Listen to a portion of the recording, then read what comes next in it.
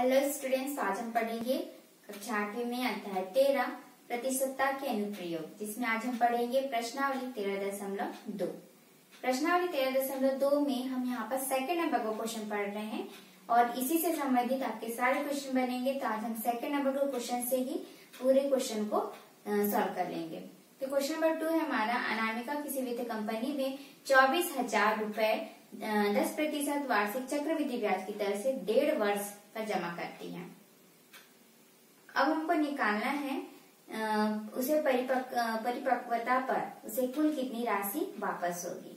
तो यहाँ पर अनामिका जो है किसी वित्त कंपनी में 24,000 रुपए जमा कर रही, यानी कि उसका जो मूलधन है, ये जो मूलधन है उसका ये दिया है 24,000 रुपए। ये आपका मूलधन हो गया, ठीक है। 10% बोल रहा है तो वो आपका दर हो गया 10%।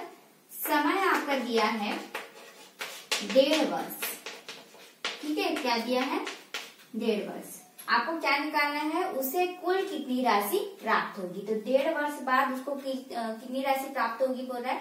तो यहाँ पर हमारा क्वेश्चन आता है कि हमें मिश्र धन निकालना होगा कि 1.5 वर्ष बाद मिलेगा तो उसको ज्यादा पैसा मिलेगा, ब्याज जोड़ के मिलेगा। लेकिन ये क्वेश्चन जो है पिछले क्वेश्चनों से अलग है। क्यों अलग है? क्योंकि यहाँ पर आपको जो बोल रहा है, जो ब्याज की हमको गणना करना है वो 6 माह में करना है, यानी कि 6 माह में करना है, ठीक है। जैसे 1 वर्ष होता है तो 1 वर्ष में कितने माह होंगे? 6 बार 6 वर्ष करके 12 महीने होते हैं, है ना। 6 और 6 माह करके कितने होगा यहाँ पर? यदि 1 वर्ष के लिए निकालना है, 1 वर्ष बराबर क्या होता है? 1 वर्ष बराबर 12 माह हो गया। तो 12 माह में यदि आपको 6 माह ही गणना करना है, 6 माह यानी 6 माह हो गया, है ना। तो 1 वर्ष में कितने बार 6 आ रहा है? यहाँ पर 2 बार आ रहा है, यानी कि आपको 1 वर्ष के लिए 2 बार गणना करना है, ठीक है। इसमें यही फर्क है। यदि आपको लिख दिया कि ब्याज की गणना आपको 6 माह ही करना है तो यहाँ पर आपको 6 माह करके गिनना होगा, ठीक है। तो इस तरह से यहाँ पर देखो 1 वर्ष है तो यहाँ पर हो जाएगा 12 माह। तो 12 माह को यदि आप 6 माह करके डिवाइड करोगे तो कितने बार आएगा? 2 बार आएगा। लेकिन यहाँ पर कितना बोल रहा है? 1.5, यानी कि 1 साल और आधा, ठीक है। तो 6 मिला के 1 साल हुए और 6 महीना जोड़ोगे तभी तो आपका 1.5 वर्ष होगा ना, है ना। 6 माह मिला के यानी कि ये हो गया जनवरी से जून तक का 6 माह हुआ, है ना। और फिर जुलाई से लेकर दिसंबर तक का फिर से 6 महीना हुआ, तभी तो जनवरी से लेकर दिसंबर तक 1 साल होता है ना। तो यहाँ पर हो गया और फिर दिसंबर खत्म हो गया, अब नया साल चालू हो गया तो फिर से जनवरी से जून तक ये आपका 6 महीना हुआ, ठीक है। तभी कितने हो गए? 1 2 3, यानी कि 1.5 वर्ष में 3 बार 6 माह ही गणना होगा, ठीक है। 1 वर्ष में यदि आपको बोल रहे हैं समय 1 वर्ष और उसमें 6 माह ही गणना करना है तो आपको 2 बार गणना करना है। यदि 1.5 वर्ष बोल रहे हैं तो आपका 3 बार गणना होगा। यदि 2 वर्ष बोलेगा तो आपका 4 बार गणना होगा, ठीक है। इस तरह से आपका वर्ष में यदि दिया है और उसको 6 माह ही गणना करना है तो आपको इस तरह से डिवाइड करना होगा कि 1 साल में 2 6 माह होते हैं तो 1.5 वर्ष में निकालेंगे तो 1 बार और हमारा 6 जुड़ जाएगा, ठीक है। इसका पहला जो क्वेश्चन बोला है उसमें सिर्फ 1 वर्ष के लिए बोल रहा है तो वहां पर आप 2 बार 6 माह गणना करोगे, ठीक है। इस तरह से तो 1 वर्ष में हमारा 2 बार 6 माह आता है, ठीक है। तो 1.5 वर्ष में कितने हो जाएंगे? 3 बार 6 माह, यानी कि हमको 6 माह ही गणना करना है यहाँ पर, ठीक है। कितने बार करना है? 3 बार 6 माह ही गणना करना है। तो इसको हम अलग तरीके से बनाएंगे, इस तरह से लिखेंगे। पहले 6 माह के लिए, जो पहला 6 माह, ठीक है, 3 बार 6 माह लिखी थी तो पहला वाला 6 माह के लिए, ठीक है। चक्रवृद्धि ब्याज, तो यहाँ पर चक्रवृद्धि ब्याज का बड़ा वाला सूत्र नहीं लगाना, हमारा जो छोटा सा सूत्र है ब्याज का वही लगाएंगे, P गुणा R गुणा T बटे 100, इस तरह से, ठीक है। यहाँ पर हमारा जो P मूलधन है वो 24,000 लिखेंगे, दर हमारा 10% है और समय जो है हमारा यहाँ पर देखो 6 माह ही गणना करना है, ठीक है। तो 6 माह, लेकिन ये जो हम लिखते हैं फॉर्मूला उसमें हम T जो है समय जो है वो वर्ष में ही लिखते हैं ना, यहाँ पर माह में नहीं लिखते हैं। तो 6 माह यानी कितना हो गया? आधा वर्ष हुआ कि नहीं, आधा वर्ष। तो यहाँ पर हम क्या करेंगे, 1/2 इस तरह से लिखेंगे। मैं बटे को जो 2 है उसको नीचे की तरफ लिख रही हूँ, ठीक है। तो यहाँ पर बस आपको यही ध्यान रखना है कि आपका जो वर्ष दिया है, ये जो वर्ष है उसमें कितने बार 6 माह गणना करना है आपको। 1 वर्ष बोलेगा तो 2 बार 6 माह गणना करना है, 1.5 वर्ष बोलेगा तो 3 बार आएगा, 2 वर्ष बोलेगा तो 4 बार आ जाएगा, ठीक है। इस तरह से तो 6 माह गणना करना है तो आपको यही फॉर्मूला लगाना है। सिर्फ समय की तरफ ध्यान दोगे, बाकी पी और दर जो है हमारा आर जो है वो सेम रहेगा। समय जो है वो 6 माह गणना के कारण वर्ष में लेते हैं, इसलिए आधा वर्ष लेंगे, 1/2 लेंगे, ठीक है। अब इसको हम काट देते हैं। 0 0 यहाँ पर कैंसिल कर दिए, 2 0 से 2 0 कैंसिल कर दिए, 2 एकम 2, 2 पंचे 10 इस तरह से, ठीक है। तो हमारे यहाँ पर क्या बचा, 240 बचा और यहाँ पर 10 काट के 5 हो गया, 5 एकम 5, नीचे तो हमारा पूरा कैंसिल हो चुका है। तो ये हम गुणा करेंगे तो देखिए कितना आ जाएगा, ये 1200 रुपए आ गया, ठीक है। तो ये हमारा देखिए ये क्या है, हमारा ब्याज है। हम क्या निकाल रहे हैं, यहाँ पर ब्याज निकाल रहे हैं, है ना। तो 1200 हमारा क्या हुआ, ब्याज हुआ, ठीक है। अब यदि बैंक में हम पैसा जमा कर रहे हैं तो 24,000 रुपए मेरा मूलधन है, ठीक है। उस पर ब्याज जो मिला मुझे 1200 रुपए मिला, ठीक है। तो ये 1200 रुपए जो ब्याज मिला वो अलग से रहेगा कि इसमें जुड़ेगा, इसमें क्या हो जाएगा, जुड़ जाएगा, ठीक है। तो जो मेरा पैसा मिलेगा, तो यहाँ पर कितना पैसा मिलेगा मुझे, 25,200 रुपए मिलेगा, ठीक है।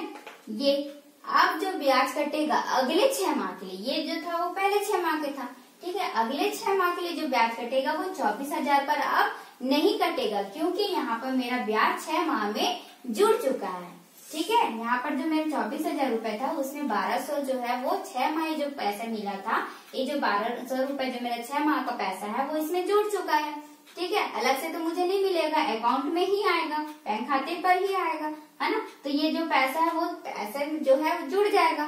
तो अब कितना बच गया, ये 25,200 रुपए हो गया। तो अगला जो 6 माह निकालेंगे वो 24,000 पर ब्याज नहीं मिलेगा। यदि 24,000 पर ही ब्याज मिलेगा तो 1200 ही रुपए मिलेगा, फिर क्या फायदा होगा, है ना। तो इस तरह से यदि हम पैसा उस पे रखते हैं तो 6 माह करके वो क्या है, पैसा जुड़ते रहेगा। तो अब हमारा जो ब्याज कटेगा वो 24,000 पर ना कट के 25,200 पर कटेगा। तो जब हम मूलधन पर जब ब्याज जोड़ते हैं तो वो कौन सा धन होता है, मिश्र धन होता है, ठीक है। तो इस तरह से हमको यहाँ पर मिश्र धन भी निकालना होगा। तो ये जो मिश्र धन है वो अगले वाले के लिए क्या बन जाएगा, मूलधन बन जाएगा। यहाँ पर हम पी की जगह 24,000 ना रख के क्या रखेंगे, 25,200 रखेंगे, ठीक है। तो यहाँ पर हम लिखेंगे पहले 6 माह के लिए चक्रवृद्धि ब्याज, पूरा आप इस तरह से ब्याज निकालोगे और फिर मिश्र धन निकालोगे। मिश्र धन क्या होता है, मूलधन धन ब्याज, ठीक है। दोनों तरफ जो है हमारा फॉर्मूला यहाँ पर लिखोगे, मूलधन धन ब्याज करके और फिर दोनों को जोड़ दोगे तो कितना हो गया, ये 25,200 रुपए, ठीक। अब हम निकालेंगे दूसरे 6 माह के लिए, क्योंकि यहाँ पर कितने 6 माह है, 3। तो पहला निकाले थे, अब दूसरा निकालेंगे। तो यहाँ लिखेंगे दूसरे 6 माह के लिए चक्रवृद्धि ब्याज। इस तरह से बार बार आपको लिखना है, फिर से फॉर्मूला लगाना है, P गुणा R गुणा T बटे 100 इस तरह से। अब हमारा जो P है वो 24,000 नहीं है, अब कौन सा हो गया, जो हमने मिश्र धन निकाला था, क्या निकाला था, 25,200 ये हमने निकाला था। दर हमारा सेम रहेगा और समय भी हम फिर से 6 माह करें, इसलिए 1/2 ही लेना है। समझ में आ रहा है, ठीक है। इस तरह से आपका बस यहाँ पर क्या बदल जाएगा, मूलधन बदलते जाएगा, दर और समय आपका सेम रहेगा। दर जो दिया रहेगा वही लिखना है, समय में 6 माह बढ़ रहा है इसलिए 1/2 वर्ष लिखेंगे, ठीक है। फिर से हम 2 जीरो यहाँ से कैंसिल कर दिए, 2 एकम 2, 2 पंचे 10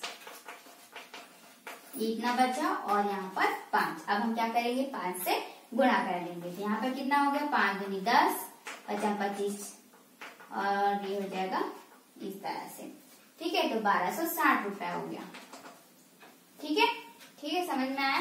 5 दूनी 10, हासिल आया 1, 5 25 और 26 की 6, हासिल आएगा 2, 5 दूनी 10, 10 और 2 12, ठीक है। इस तरह से 1260 रुपया हमारा दूसरे 6 माह के लिए ब्याज हुआ। तो फिर से हम क्या करेंगे, अब चूंकि हमको तीसरे 6 माह के लिए निकालना है इसलिए आपको फिर से मिश्र धन यहाँ पर निकालना होगा जो हमारा मूलधन था। मूलधन हमारा 24,000 नहीं है, कौन है, 25,200 रुपए है। ठीक है, अब उसमें ब्याज कितना मिलेगा, दूसरे 6 माह में 1260 रुपए ब्याज मिलेगा, तभी तो हमको फायदा होगा ना, है ना। इस तरह से हमारा जो पैसा बढ़ते जाएगा। तो अब कितना हो गया, 0 6 4, यहाँ पर हो गया 6 2, तो यहाँ पर कितना हो गया 26,460 रुपए। देखो कितना फायदा हो रहा है कि नहीं। पहले हमारा जो मूलधन है वो 24,000 था, लेकिन अब दूसरे 6 माह यानी कि 1 साल में पूरा कितना हो गया, 26,460 रुपए हो गया। ठीक है, इस तरह से हम क्या करेंगे, अब तीसरे 6 माह के लिए भी निकालेंगे। तो अब हम लिखेंगे तीसरे 6 माह के लिए, तीसरे 6 माह के लिए चक्रवृद्धि ब्याज। फॉर्मूला आपका सेम रहेगा, P गुणा R गुणा T/100। मूलधन हमारा अब बदल चुका है, क्या हो गया था, 26,460 रुपए हो चुका था। दर हमारा सेम रहेगा, समय भी हमारा सेम रहेगा, क्या रहेगा, 1 नहीं 1/2। ठीक है, क्योंकि हमको आधा वर्ष लेना है। यहाँ पर से 1 0 से 1 0 हम कैंसिल कर दिए, दूसरा 0 से कैंसिल हो गया। अब हम 2 और 10 को नहीं काट सकते क्योंकि मैंने 0 कैंसिल कर दिया। ठीक है, अब हम यहाँ पर देख लेते हैं हमारा क्या क्या बचा। यहाँ पर 2646 ये बचा, यानी कि 2,646 रुपए, ये पूरा कट गया है। और बचा क्या, बटे में 2 बचा। ठीक है, भाग देंगे, 2 एकम 2, 2 तिया 6, 2 दूनी 4, 2 तिया 6, यानी कि 1,323 रुपए ये हमारा ब्याज हो गया। ठीक है, अब हमारा जो आंसर बोल रहा है वो क्या बोल रहा है कि 1.5 वर्ष बाद उसे कितनी राशि मिलेगी। तो मैंने आपको जब क्वेश्चन समझाया था तभी आपको बता दिया था कि वहां पर हमको क्या निकालना कि यदि 1.5 वर्ष बाद यदि आपको कोई पैसा मिलेगा तो मिश्र धन ही मिलेगा, क्योंकि उसमें ब्याज जो है वो जुड़ जाता है। तो यहाँ पर हमारा जो 6 माह गणना की है, अभी हमारा क्या निकला है, ये ब्याज ही निकला है, मिश्र धन नहीं निकला है। तो हम लास्ट में यहाँ पर फिर से आगे क्या कर देंगे, मिश्र धन निकाल देंगे, मूलधन धन ब्याज। हमारा मूलधन क्या है, 24,000 नहीं है, ये है ना, 26,460 रुपए। अब इसमें जो हमारा ब्याज मिला है उसको हम क्या करेंगे, दोनों तरफ जोड़ देंगे। आप जोड़ दीजिए तो कितना आ जाएगा, ये 0 और 3 को जोड़ेंगे तो 3, 6 और 2 को जोड़ेंगे तो 8, 4 और 3 को जोड़ेंगे तो 7, 6 और 1 जोड़े तो 26 और 1 27। तो यहाँ पर 27,783 रुपया हमारा क्या है, मिश्र धन। यदि हमको 1.5 वर्ष बाद यदि चक्रवृद्धि ब्याज की दर से 6 माह गणना करना है तो हमारा जो पैसा है वो मूलधन 24,000 से बढ़कर कितना हो जाएगा, 27,783 रुपए बढ़ जाएगा। ये कब बढ़ा है, जब हम क्या किए हैं, 6 माह गणना किए हैं और मूलधन जो है उसमें ब्याज को जोड़ते रहना है। यदि हमारा ब्याज वहां पर नहीं जुड़ेगा तो हमारा पैसा आगे नहीं बढ़ेगा। और जब आपका ब्याज आप जोड़ देते हो तो जो नया मिश्र धन जो प्राप्त हुआ है वो अगले वाले के लिए क्या हो जाएगा, मूलधन हो जाएगा। ठीक है, हमको पहले वाले मूलधन से ब्याज नहीं काटना है, नहीं तो हर बार हमारा 1200 ही मिलेगा। ठीक है, तो इस तरह से हमारा जो पैसा है वो नहीं बढ़ पाएगा। तो इस तरह से आपको प्रत्येक 6 माह के लिए बोला, तो पहले 6 माह के लिए जो ब्याज निकालोगे आप उसको फिर से मूलधन में जोड़ोगे, वो दूसरे वाले के लिए मूलधन बन जाएगा। फिर जो दूसरा वाला आप ब्याज निकालोगे उसको फिर से आप मिश्र धन निकालोगे, वो तीसरे वाले के लिए मूलधन बनेगा। ठीक है, समझ में आ रहा है। जो हमने पहला ब्याज निकाला था 6 माह गणना, उसमें आपको इस मूलधन को जोड़ देना है तो आपका मिश्र धन निकलेगा। वो जो मिश्र धन है जो पहले वाले के लिए निकाले वो सेकंड वाले के लिए मूलधन बना था। ठीक है, समझ में आ रहा है। फिर मूलधन यहाँ पर निकाले हो, फिर यहाँ से ब्याज निकाले, ठीक है, और दूसरे वाले के लिए फिर से मूलधन बनेगा और लास्ट में यहाँ पर आपका कंप्लीट होगा। तो ये हमारा मिश्र धन आपको निकालना था, क्योंकि वहाँ पर प्रश्न बोला था कुल धन ज्ञात कीजिए। इस तरह से हमारा ये पैसा हुआ। ठीक है, जो हमारा फर्स्ट नंबर का क्वेश्चन है उसमें आपका 1 ही वर्ष बोला है, तो आपको यहाँ पर 6 माह गणना करना है वो सिर्फ 2 बार करना है, बट वहाँ पर मिश्र धन आपको नहीं निकालना है। ये जो ब्याज हमने यहाँ तक निकाला है इस तरह से, मान लीजिए ये दूसरा 6 माह है। ठीक है, ये क्या है, मेरा दूसरे 6 माह के लिए गणना है, उसमें मेरा यहाँ पर ब्याज निकल गया। उसमें आपका प्रश्न क्या बोला है, ब्याज ज्ञात कीजिए। वहां पर आपका मिश्र धन ज्ञात कीजिए या वह धन ज्ञात कीजिए, ऐसा नहीं बोला है कि कितनी राशि प्राप्त होगी ऐसा भी नहीं बोला है। ठीक है, वहां पर क्लियरली लिखा है कि ब्याज ज्ञात कीजिए। तो आपको क्या करना है, जो पहला जो आप ब्याज ज्ञात करोगे तो कैसे लिखोगे, 1 वर्ष के लिए चक्रवृद्धि ब्याज, इस तरह से आप लिखोगे, क्योंकि आपको 1 वर्ष के लिए निकालना है तो 2 बार 6 माह गणना करोगे। ठीक है, इसलिए पहला और दूसरा होगा।